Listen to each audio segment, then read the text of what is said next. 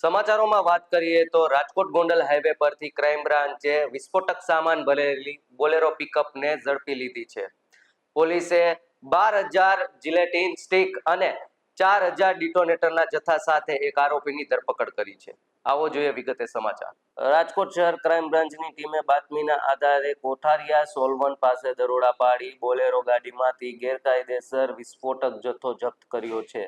જેમાં 1,500 કિલો વજનની 12,000 gelatin stick, 4,000 explosive detonator અને 30 બ્લાસ્ટિંગ કેબલ બંડલ મળી આવ્યા છે.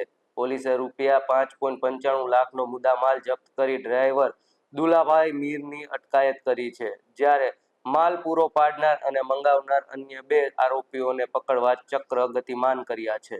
આરોપીની ધરપકડ કરીને આ કેસમાં વધુ તપાસ અંગે રાજકોટ ક્રાઇમ બ્રાન્ચે ચક્રો ગતિમાન કર્યા છે. ત્યારે હવે જોવું રહ્યું કે કેટલા સમયની અંદર આ વિસ્ફોટક સામાન મંગાવનાર અને વિસ્ફોટક સામાનનો ઉપયોગ કરનારને પોલીસ દબોચી લે છે. સહયોગી યુવરાજ ચૌહાણ સાથે પ્રતિપાલસિંહ ઝાલા, ફૂલછાપ ડિજિટલ, રાજકોટ.